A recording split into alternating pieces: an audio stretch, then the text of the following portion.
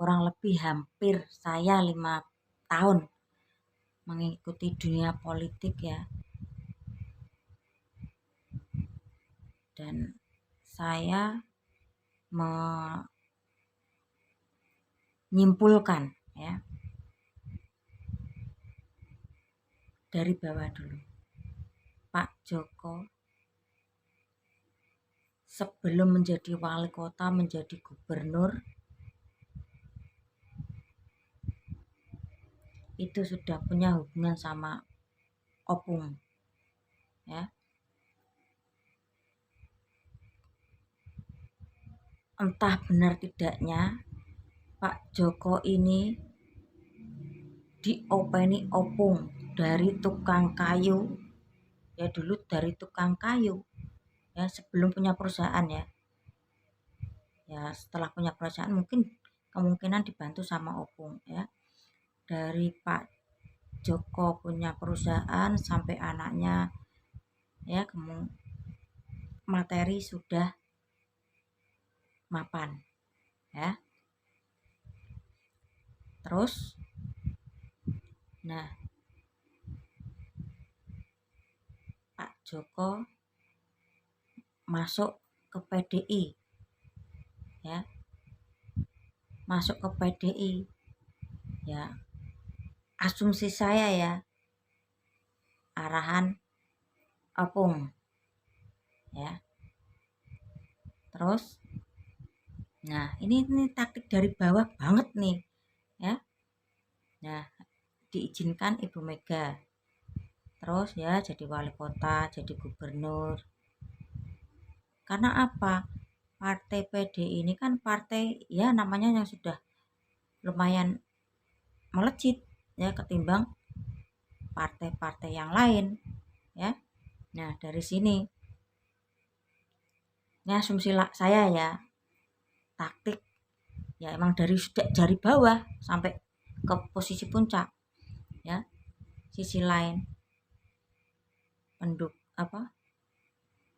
gemoy menurut saya PSI ini buatan gemoy karena lambangnya hampir sama dengan lambang waktu strategi yang ya intinya lambang mawar merah yang dulu di era 98 ya, beliau membentuk tim khusus kan waktu itu. Nah ini untuk ya dari sisi kanan, dari sisi kiri menggempur partai merah ya. Ini PSI ini dibuat ya, sekali lagi ini asumsi dan asumsi saya atau taktik yang saya perhatikan selama hampir 5 tahun. Terus Pak ya sekat, mudah-mudahan ingat lagi ya. Dari sisi kanan Pak Joko ya intinya di apa ya, dikendalikan sama Opung ya.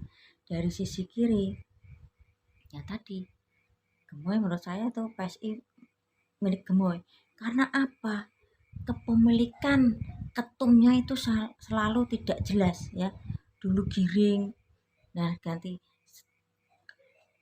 kalau ada yang tanya sekarang apa PSI kan itu ada statement Giring yang dikembalikan kepada yang punya.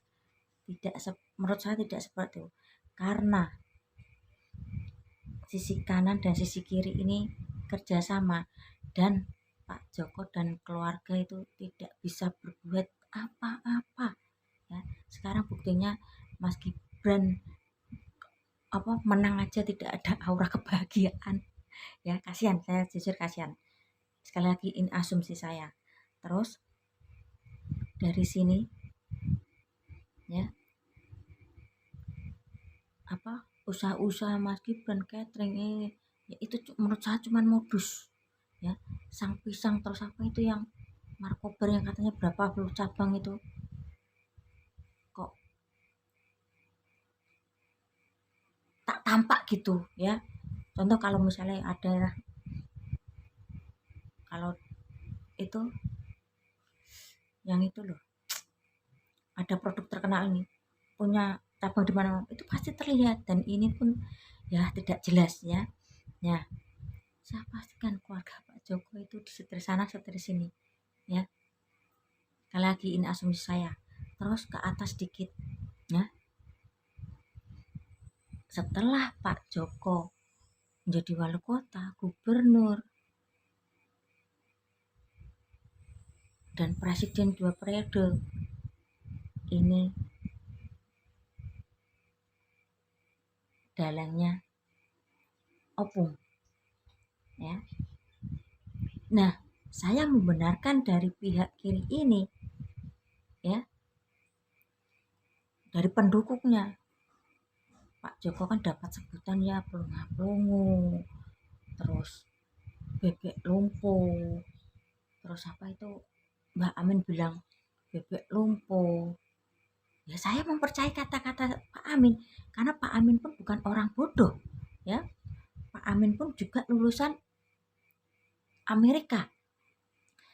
Kan beliau mengatakan bebek lumpuh ya, karena Pak Joko tidak bisa berbuat apa-apa ya. Ada dalang di balik, di belakang Pak Joko ya. Ya, kalau seolah-olah tuh keluarga Pak Joko itu cekram sama ini. Nah, ke atas dikit, setelah adanya ini gemoy berkali-kali kalah, ya mungkin ada apa tuh, perjanjian sama yang Mensesnek ya. Maka apa, setiap problema yang ada itu dari Mensesnek karena membawa nama besar Pak Joko ya. Ada pernah statement Pak Joko cuman masuk tidak mengomongkan politik, oh sudah direstui Pak Presiden, oh sudah disetujui Pak Presiden ya. Ini Mensesnek ya mendukung gemoy opung dalang dari Pak Joko. Nah, setelah pertimbangan-pertimbangan ini pun ya juga nggak mau turun ya, masalahnya udah PW, posisi wena, dan nama besar Pak Joko sudah melambung tinggi, dan rakyatnya pun masih belum bisa berpikir tentang politik ya. Cuman ya Pak Joko baik, selalu memberi sembako, selalu terjun, selalu gini ya. Melihatnya cuman itu, rakyat yang belum bisa berpikir efek nama besar Pak Joko ya. Nah, dari sisi kiri dulu lagi, ketika gemoy ini mungkin ada deal sama opungnya ya, bukan sama presidennya, akhirnya PSI dihibahkan ke anaknya Pak Joko ya. Mungkin hadiah secara tidak langsung, ucapan terima kasih boleh membawa nama besar Pak Joko ya, seperti pasang baliho sebelum kampanye itu Pak Prabowo berfoto sama siapa, Pak Presiden ya. Terus kasus MK ini, MK ya, ya merah yang mengajukan ya, mungkin untuk planning presiden setelah Pak Joko ya, atau beberapa tahun lagi ya. Intinya untuk diajukan dulu syaratnya ya, supaya nanti jika ada kemungkinan untuk dipasangkan dengan seseorang ya akan dipakai. Ternyata dari pihak kiri gemoy mengajukan proposal ke presiden ya, karena Pak Joko tidak bisa berbuat apa-apa ya, karena ini menyerang keluarga Pak Joko, ya, bukan menyerang, mencengkeram keluarga Pak Joko, ya. Nah, karena ini sudah berambisi, ya, kalau memang tidak gila jabatan, ya seharusnya mundur dari MK aja. Keputusan umur batas maksimum 70 atau berapa, ya, kenapa ini bisa maju dan tes kesehatan pun bisa diragukan, ya. Penguasa sebenarnya itu bukan Ibu Mega. Penguasa sebenarnya adalah orang yang, sekali lagi, keluarga Pak Joko dalam,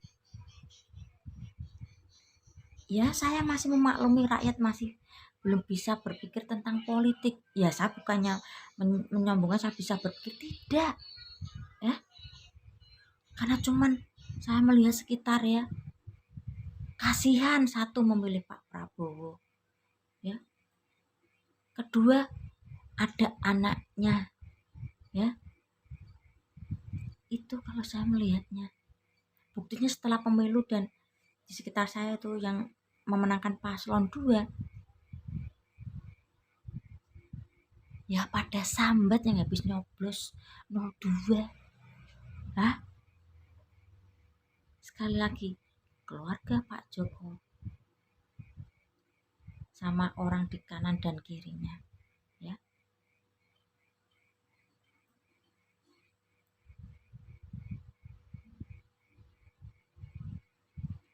yang punya plan rencana terstruktur itu dari pihak opung, sudah dari bawah, ya. Karena kemungkinan Partai Merah ini melihatnya hanya uang cilik, ya, mungkin belum mengetahui di belakang Pak Joko itu ada siapa, ya, akhirnya diizinkan Partai Merah untuk merestui Pak Joko jadi wali kota. Ya, mungkin cukup di sini. Kepala saya udah agak pusing, ya. Biasa akhir bulan masih banyak tagihan-tagihan yang harus dibayar.